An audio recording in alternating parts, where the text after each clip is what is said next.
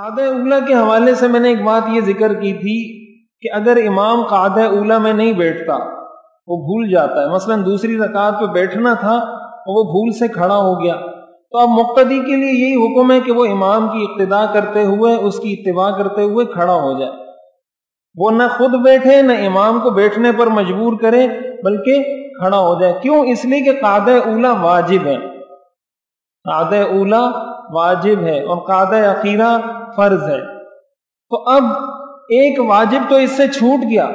تو دوسرا واجب نہ چھوڑے، اس لیے کہ امام کی اتباع یہ بھی کیا ہے؟ واجب ہے۔ تو اب امام کی اتباع کرتے ہوئے کھڑا ہو جائے، آخر میں امام سجدہ سہو کرے گا، نماز ہو جائے گی۔ لیکن قعدہ اخیرہ کا حکم اس سے مختلف ہے۔ قعدہ اخیرہ میں اگر کوئی شخص امامت کروا رہا ہے اور امام کھڑا ہو جاتا ہے تو ایسی صورت میں مقتدی کھڑا نہیں ہوگا، یعنی 3 رکعت مغرب کی نماز تھی، وہ 3 رکعت پر بیٹھا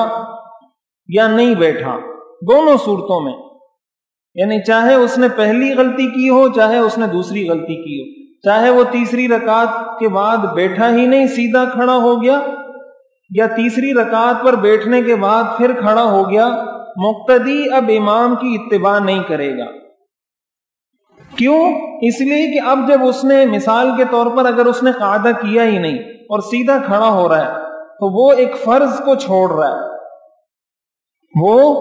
فرض کو چھوڑ رہا ہے، اور امام کی اتباع واجب ہے، امام کی اتباع واجب ہے۔ اب یہاں پر فرض اور واجب کا ٹکراؤ ہے، ایک طرف فرض ہے ایک طرف واجب ہے، تو اب وہ واجب کو چھوڑے گا، فرض کام کرے گا، اس لیے کہ فرض یہ کہ قعدہ اخیرہ میں بیٹھے، اب وہ امام کی اتباع نہیں کرے گا اور بیٹھ جائے گا، اور بیٹھنے کے بعد امام کو لقمہ دے گا۔ لقمہ دینے کا طریقہ یہی ہے کہ سبحان اللہ کہے، اللہ اکبر کہے، الحمدللہ کہے، کوئی بھی ایسا ذکر کا جملہ کہے جس سے امام کو یہ پتہ چل جائے کہ مجھ سے کوئی غلطی ہوئی ہے، اور امام کو جیسے ہی پتہ چلے کہ مجھ سے غلطی ہوئی ہے تو وہ دوبارہ آ کر قعدے میں بیٹھ جائے اسی ترتیب سے جو میں نے بتائی۔ لیکن اگر امام کھڑا ہو جاتا ہے، مثال کے طور پر 4 رکعت کی نماز تھی،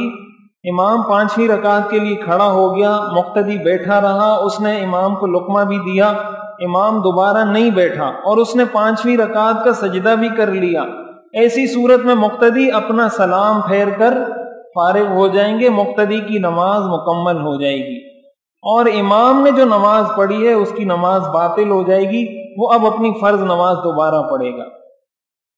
تو اگر اس نے قعدہ اخیرہ کیا ہی نہیں تو مقتدی بیٹھا رہے، انتظار کرتا رہے، امام کو لقمہ دیتا رہے، امام بیٹھ گیا تو ٹھیک، نہیں بیٹھا تو مقتدی اپنا سلام پھیر دے، اس کی نماز مکمل ہو جائے گی۔